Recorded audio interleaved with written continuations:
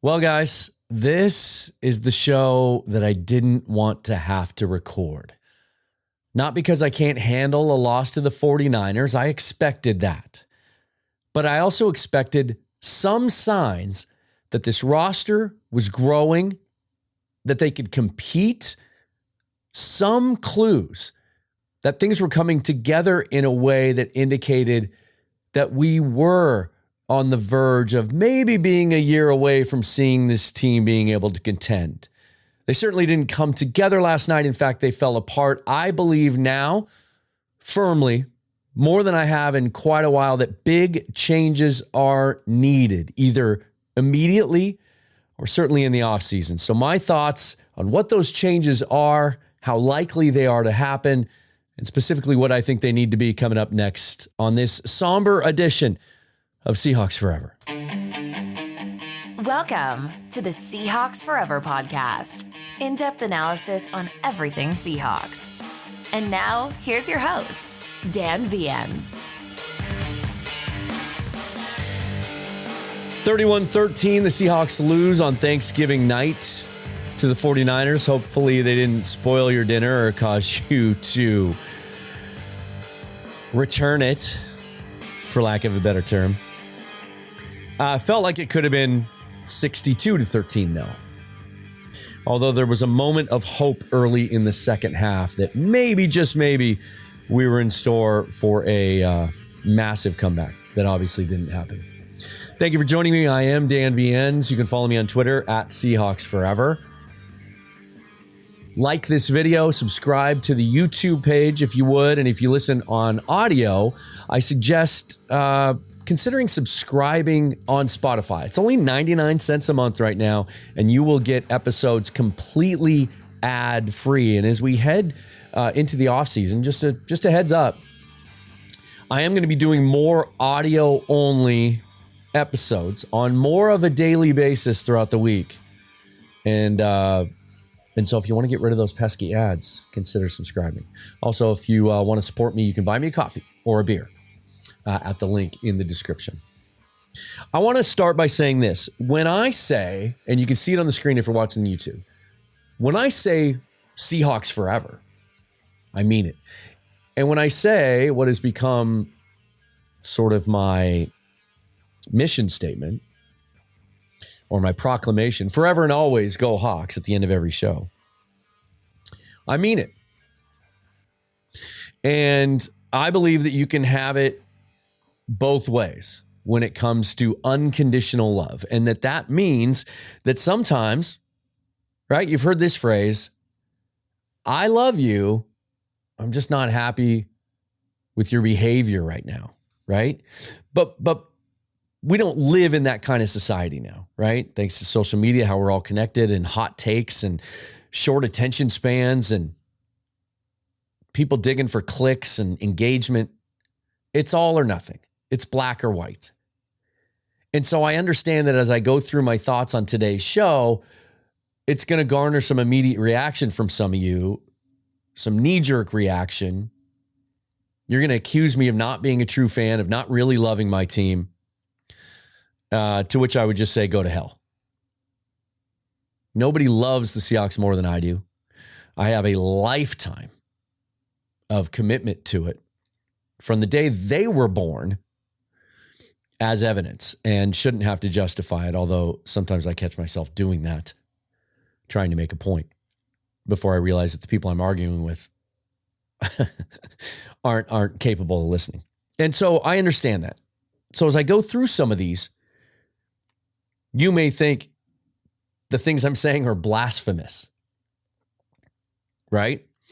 Disloyal. No, I love my Seahawks, win or lose, but I want to win. And I want my organization to want to win. Somebody made an analogy last night that I saw that at first I dismissed. And the more I thought about it, the more I chewed on it, I woke up thinking about it today. That, as I said at the top, I believe we have arrived at the time where we need to discuss big changes.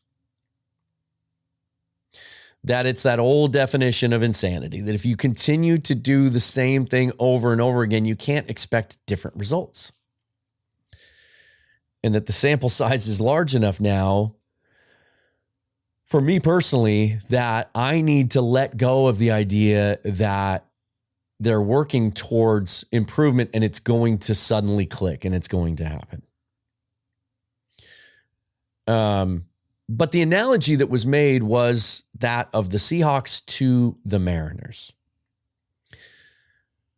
That the Mariners have rebuilt to a point that the roster is good enough to almost make the playoffs, or in the case of 2 years ago, make the playoffs, but not go beyond that.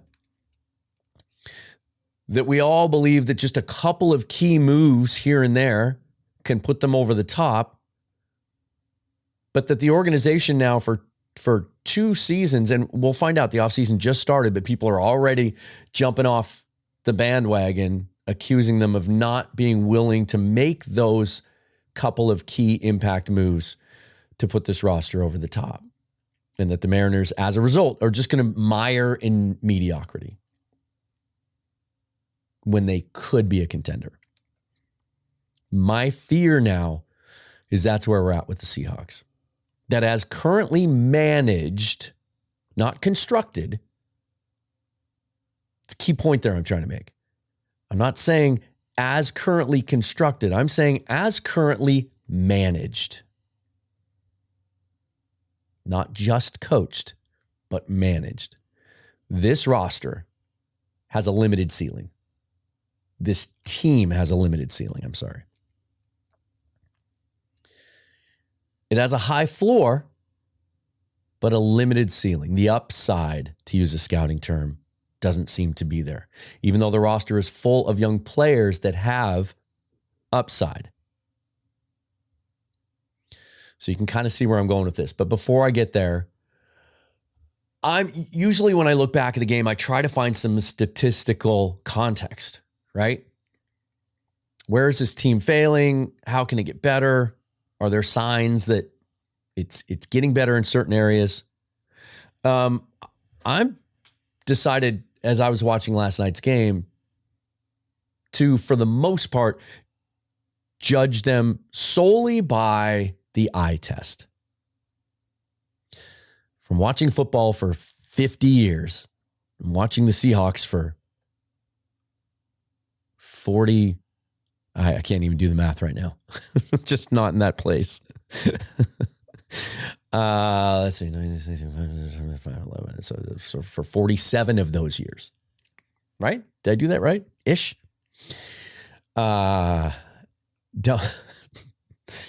Don't grade my math in the comments.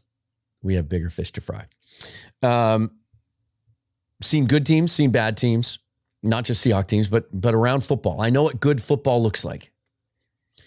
I know what bad football looks like. I know what mediocre football looks like. I know what dysfunctional and improperly managed football looks like. And that's what we're seeing here. Let's talk about the defense first. We were promised changes. We were promised improvement. And then moves were made to that end. Big moves, right? The entire defensive line was thrown out. Gone are Al Woods, Quentin Jefferson, Poona Ford, Shelby Harris. Gone. They signed Jaron Reed. They gave $53 million to Draymond Jones. They signed Mario Edwards. They trade a second-round pick for Leonard Williams. They draft 2 defensive linemen. Just going to let that hang there for a second. Because they got dominated up front last night by a San Francisco offensive line that was missing a starter and had another starter just fresh back from a toe injury that still limited him in practice, and he was questionable up until game time. Dominated. They bring Bobby back. Presumably had 2 of the best young cornerbacks in football, and add Trey Brown into that. Some people thought they had a group of 3 of the better young cornerbacks in football. Or so we thought. And yet, there is very little to no tangible improvement on that side of the ball. You could say that there is improvement. 2022, the Seahawks gave up an average of 362 yards per game. This year, that number's down to 349. Are we feeling those 12 yards? We were specifically promised that the run game would be better, that this personnel fit the scheme better and would execute the scheme better. 2022, Seahawks gave up an average of 150 yards per game on the ground. This year, 117. Improvement. 33 less yards a game. But they're also giving up 20 more passing yards a game. So it doesn't feel like it because we just saw, what's the measuring stick? It's how you stack up to the best teams in your conference and the best team in your division. Make no mistake, the Seahawks have tried for the last 2 years after the Russell Wilson trade to build this roster in a way that it could compete and match up with the 49ers. The Rams too. The Rams just aren't as advanced as the 49ers. They still beat us twice though. Swept us this year. Close games. Feels like we've closed the gap on the Rams. But that was the message coming into the season, was it not? That was the question. That's the question I asked every one of my guests. Journalists, podcasters, former players, Paul Moyer, Ryan Leaf, Sean Salisbury. Have the Seahawks closed the gap on the 49ers? Yeah, I think they have. Another good draft. Went out and spent some money in free agency finally. A lot of good young players, no black holes on the roster. They haven't closed the gap. December 15th, 2022. First game, Seahawks facing the 49ers after the Christian McCaffrey trade. McCaffrey goes for 108 yards rushing. Wild card game in January. That was the first game in December, by the way. 49ers win 21-13. Wildcard game in January, a 41-23 blowout by the 49ers. McCaffrey goes for 119 yards on the ground. Then the offseason. Major changes on defense. Oh, Jamal Adams back too. The run game's going to be better. We've closed the gap on the 49ers. Last night, Christian McCaffrey, 114 yards and 2 touchdowns. Felt like he could have gone for 200 that the 49ers took their foot off the gas. Talked about that definition of insanity, right? You do the same thing over and over again. You expect a different result. I think the leadership of this team is stuck in certain ways, in certain philosophies that need to be evaluated. They have advanced. I want to give credit where credit is due. Remember how much we used to beat up Pete Carroll for not being aggressive enough on fourth down? He's come around on that.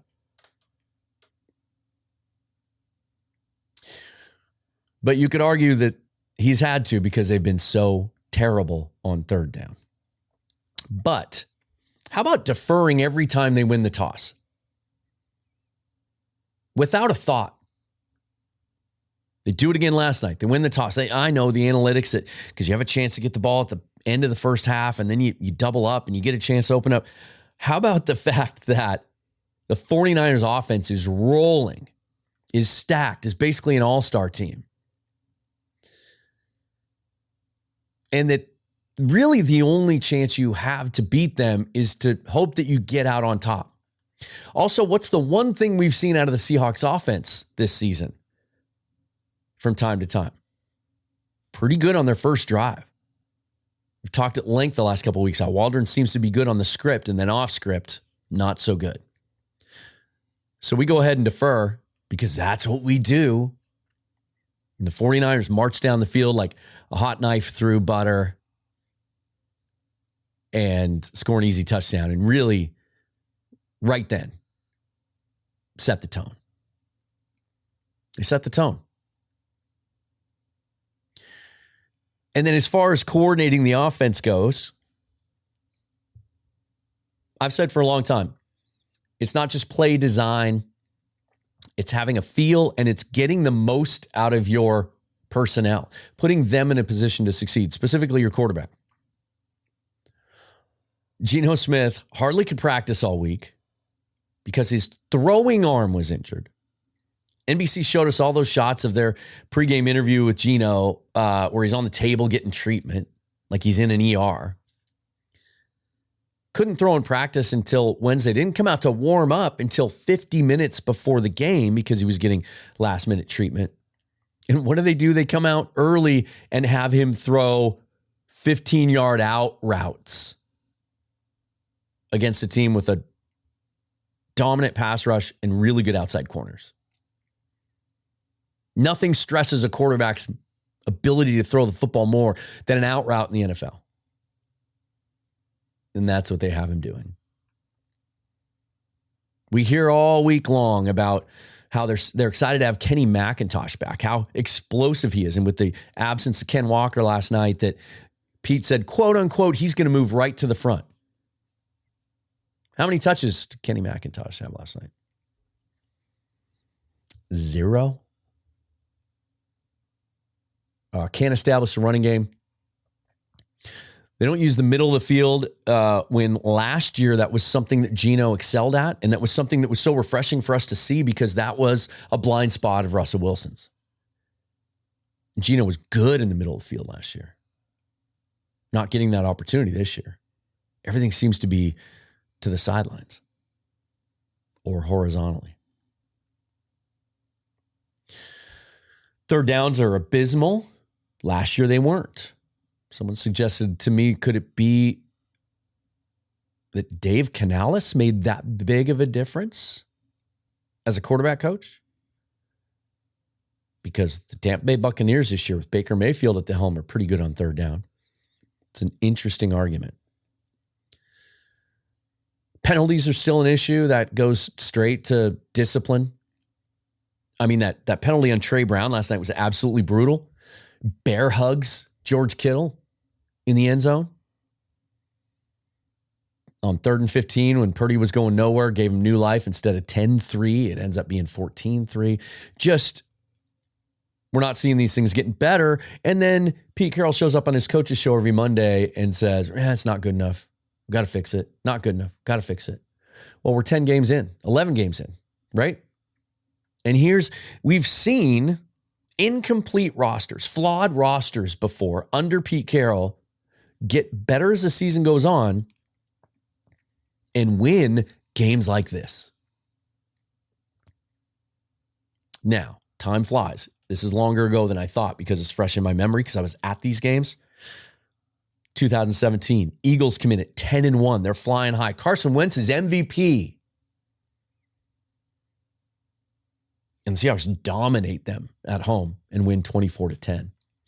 The next year, Kansas City flying high. Patrick Mahomes, Travis Kelce, Tyreek Hill, all those guys, they come in here. Seattle unveils the big nickel. Remember that? Akeem King. That would have been fun to watch. Akeem Hicks come out of retirement and cover Travis Kelce. Akeem King, safety playing slot, big nickel against Kelce, pretty much taking him out of the game.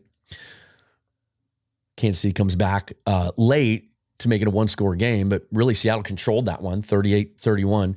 Big win, those 2017, 2018. Go look at those rosters. Go look at the rosters on defense. Flawed. Lacking things. Really only had 2 receivers on offense. Top tacklers in that Kansas City game. Guys like Shaq Griffin, Rasheem Green, Deion Jordan, Trey Flowers, right? You had prime Clark Reed Wagner, which ironically now Clark Reed Wagner's still around. We're back again. But there wasn't much else. Secondary stunk.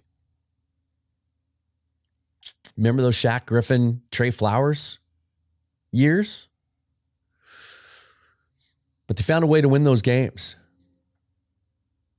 And yesterday they were completely overmatched. And did you watch Dallas roll Washington yesterday? Do you think there's any chance Seattle's going to go to Dallas and have an impact? suddenly figure it all out and put it together? I don't. And I know that some of you are going to react to this by saying I'm too negative. I've heard that earlier this year when I thought I was being positive. I literally had a game, can't remember which game it was. I did a 5 takeaways reaction show. 4 of them were overwhelmingly positive takes on the game.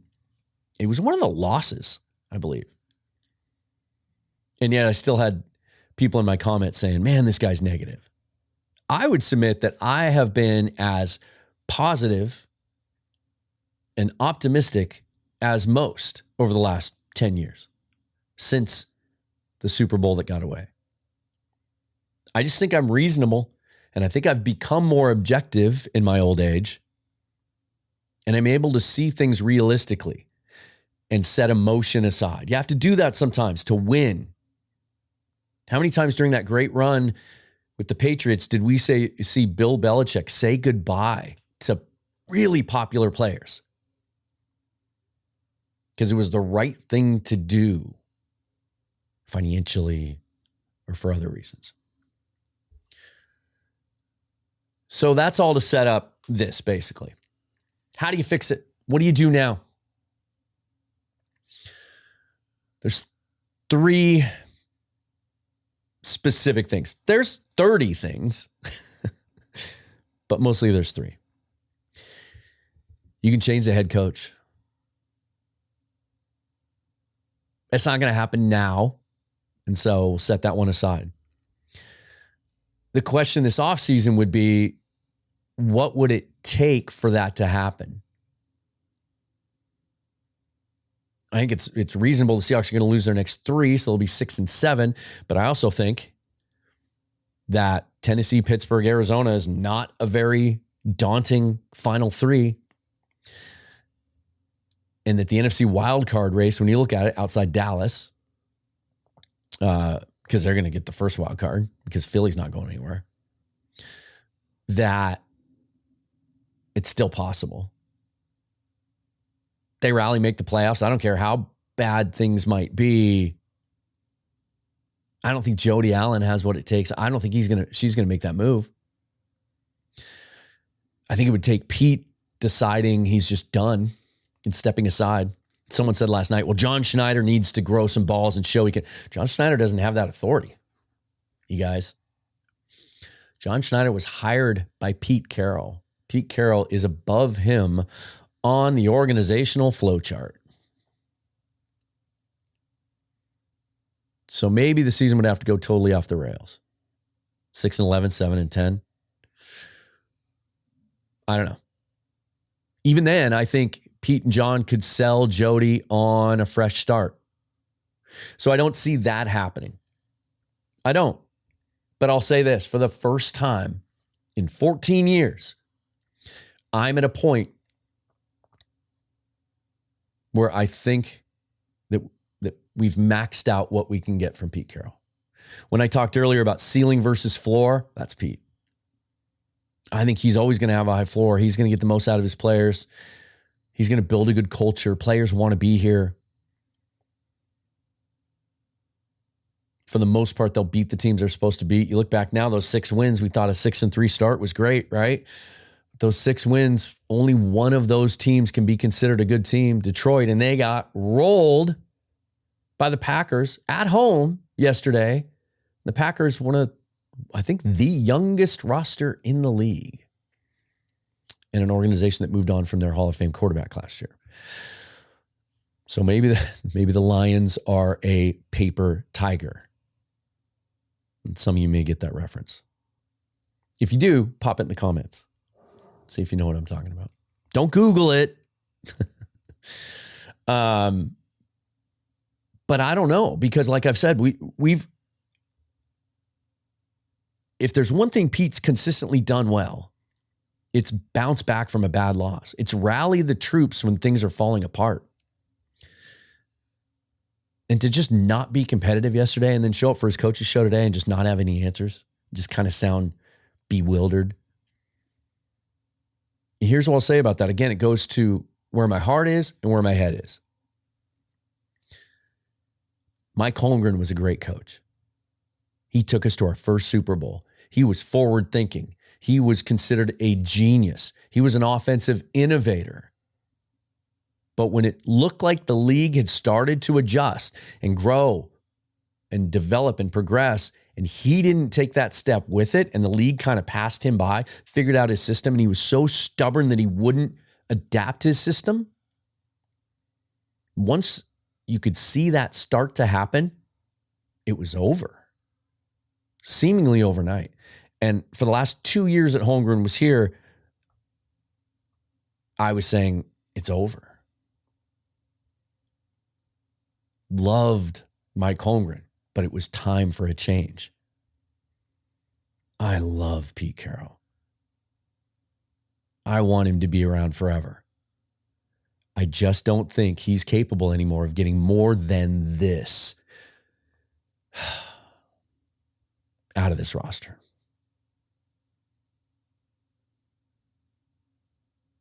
It kills me to say that. But it's how I feel.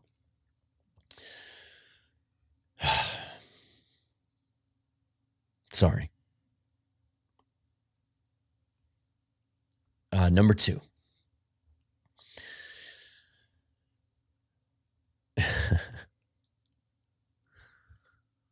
Yeah, I wish Pete could stay around forever. But sometimes you got to change.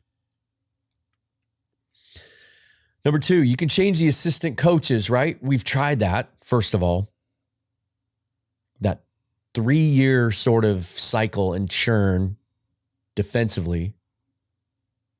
And again, the defense is marginally better this year. I would argue that I think I'm okay for the most part with the direction of the defense, and that, they keep us in games. They give us opportunities to win.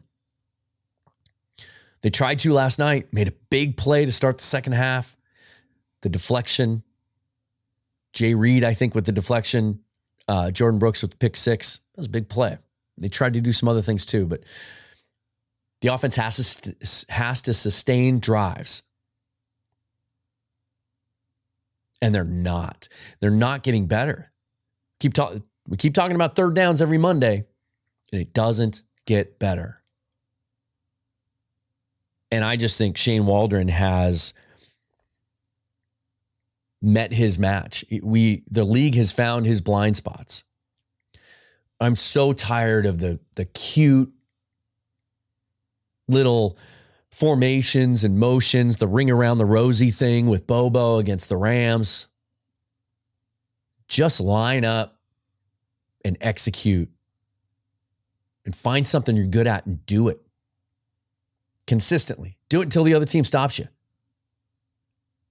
Run the football between the tackles, use the middle of the field, use your tight ends more. There's just no sense or feel. And the way that they game planned yesterday, given Geno might not be 100%, it's not doing him any favors. You want to come at me with Geno was a flash in the pan, 1-year wonder. He sucks. First of all, I am just blocking people now on Twitter. If all you have is Geno sucks, if that's all you got, if that's your analysis, I'm just going to block you. I like debate. I like informed, really passionate, smart analysis. I love it. If you disagree with me on something, but you come at me with passion and reason, I'll debate you all day long. At the end of the day, we're still going to be friends. You come at me with Geno sucks, I have no need for you in my timeline. You can win with Geno Smith. You can win with Geno Smith if you use him properly and support him.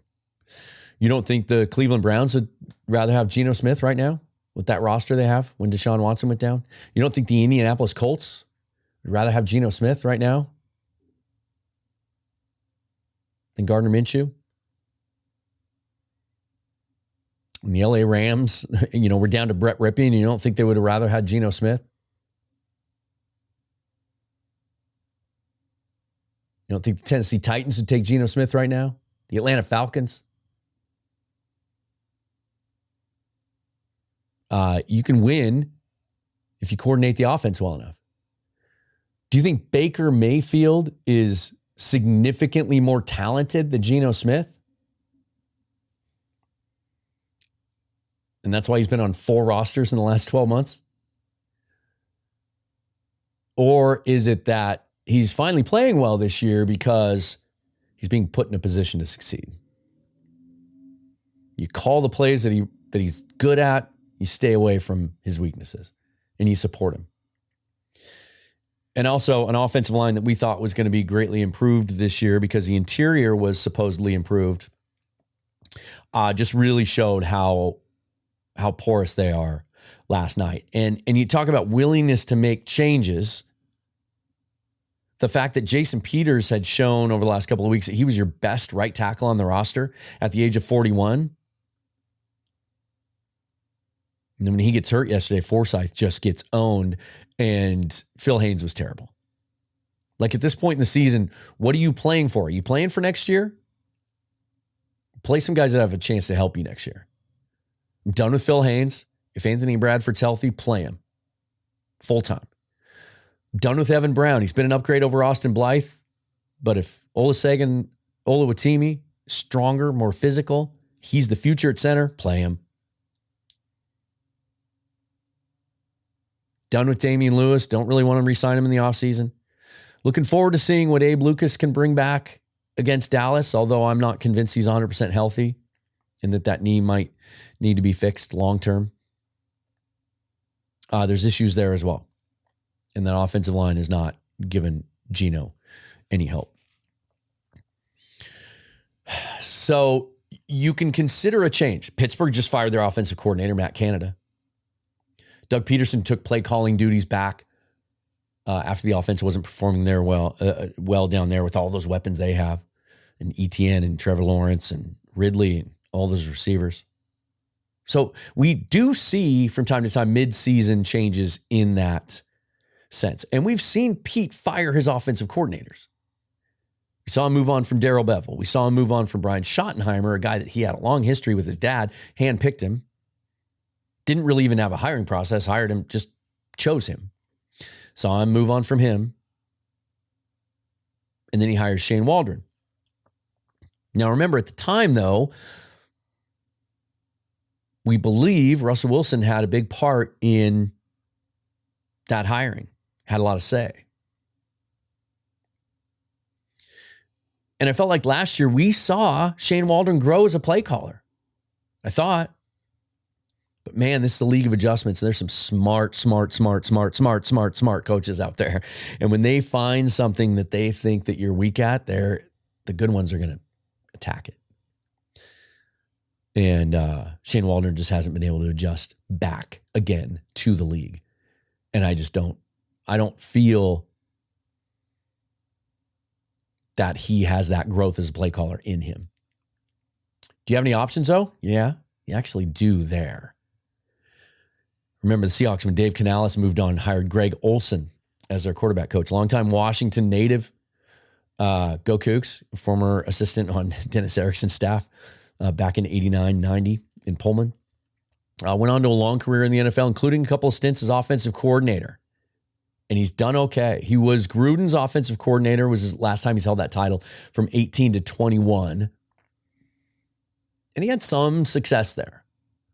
With a roster that wasn't necessarily that talented, right? Derek Carr. You had Josh Jacobs later in that run.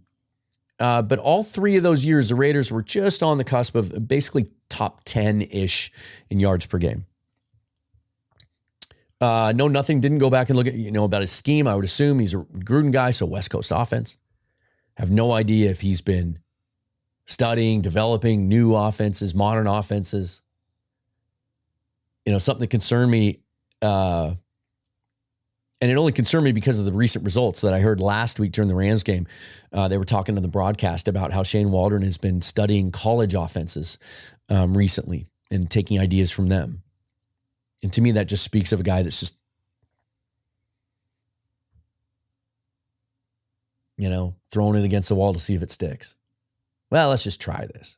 Instead of having some conviction about a philosophy and trying to succeed at that. Greg Olsen, though, had a very interesting run as offensive coordinator with the Panthers in 15 and 16. Those are the Cam Newton years, obviously. When it was after D'Angelo Williams had moved on and Jonathan Stewart was the lead back there. They averaged 140 yards rushing in 2016 as a team. Some of that was Cam, obviously. But a guy that has a track record of running the football. And so if Pete did want to make a move now, he has a guy on staff that he could turn over play calling duties to that's qualified, that's done it. I don't think he will. I think Pete's pretty loyal. But I'll be shocked if this offseason, assuming Pete comes back next year, doesn't make a change at offensive coordinator. If he doesn't, well, this show is going to be pretty pissed. The host of the show, anyway. Number 3, you can change the quarterback. And obviously, this is going to continue to be an issue because it's the easiest thing to point out. It's the easiest thing for y'all to point to. And there is a case to be made that dynamic quarterbacks can overcome a team's weaknesses. We saw during prime Russell Wilson years from 16 to 20, we saw him do that time and time again, win games for us when he was at his best on really, really flawed rosters. And so, Geno hasn't shown that he can be that guy. Things have to be clicking. It's got to get good protection. Running game's got to be going, and the game plan has to be sound. And you can win with them if you do that. But he's not a guy that can overcome all that stuff and win a game for you. Some of that is just lack of mobility and his ability to create on the run, but it's not all that. Some of the better quarterbacks at doing that aren't all that mobile necessarily. But you can't do anything about that now. For now, Geno gives you the best chance to win. And I'm not a fan of the idea of throw Drew Lock out there just because let's see. It'll be different. Maybe it'll be better. I do believe that Geno still gives you the best chance to win this year. But the conversation moving forward is, where's this organization heading? And if you want to raise that ceiling, and if Pete Carroll's still going to be around, then I think the only way to do that is you finally have to go out and do what I think the intention was when they made the Russell Wilson trade. Things just didn't work out the right way draft-wise and everything else. And then Geno surprised them with his efficiency last year. You have to identify that quarterback, finally. And next year's the year to do it. They can do it. Pick-wise, the way this season is trending, they're gonna have a pick, maybe late teens, early 20s. You can get a guy there, or you have the ammunition to move up without having to sell the farm. We've seen that time and time again over the years where teams move from the late 20s, early 20s up into the teens to get a franchise quarterback. Where'd Mahomes go? 10. Kansas City moved up from the 20s to get him. Josh Allen went in a similar range. Justin Fields. I mean, the book is out on him, but that's another example of a team moving up where you don't necessarily have to get into the top 5. You don't have to go for Caleb Williams, Drake May. You can if you want to. And I'm not going to get too deep into that now because this is a conversation we're going to have over and over and over again over the next 6-8 months, right? But if because we don't know right now. We'll see how the draft order falls and how these guys fall after the combine and some of the consensus starts to form. But if you have a guy, if you're drafting 18th, J.J. McCarthy looks like he's going to go 7th or 8th, and that's the guy you think can take you to the promised land, then you have the ammo to move up and get him. And this is the year it has to be done. I'm just going to say that on the record now. And we'll get after it in more detail as we get closer to the draft, and certainly draft season, we'll be looking at quarterbacks heavily. This is the draft. There are 5, potentially 6 first-round quarterbacks in this draft. You might be able to stay put at 18 and get a guy. Right? There's Williams, May, there's McCarthy, there's Penix, there's Bo Nix, and potentially Jaden Daniels. He may not be in the first round now. He's super, super thin, and the passing acumen has just been a new addition to his skill set. But once he goes through the evaluation season, he sure looks like a big-time NFL quarterback now, more so than I ever thought he did at Arizona State before transferring to LSU. But he might get into that range as well. And then there's another group of guys, second, third round. It's a deep quarterback draft, but there's 5 or 6 you can get in the first round. Have to.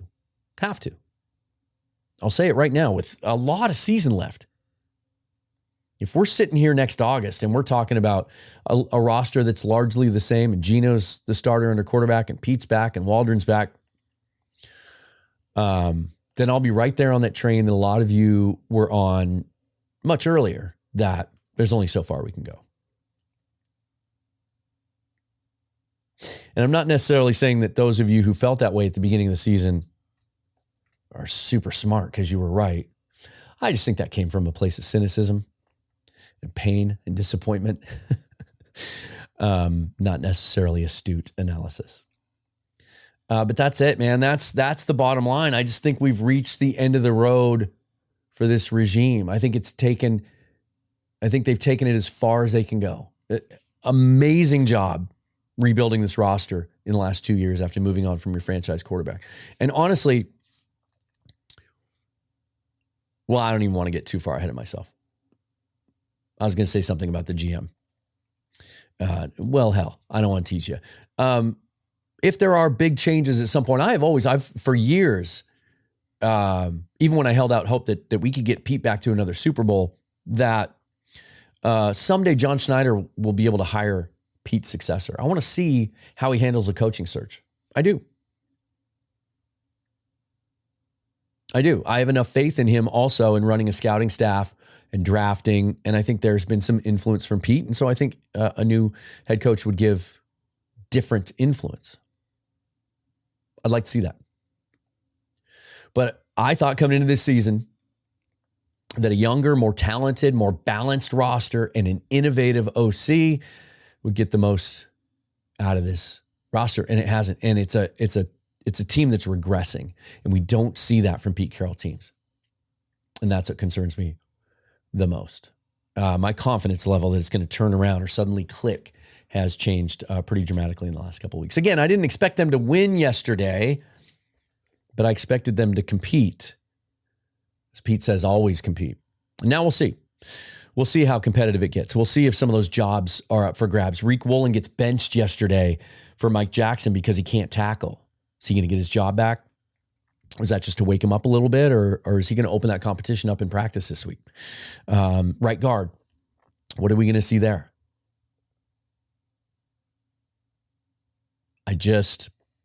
My confidence level's low, you guys. If you disagree with me,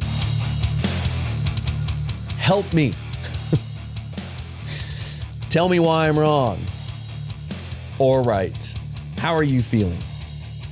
How was Thanksgiving? Did it ruin your dinner? I woke up at about 4 a.m. feeling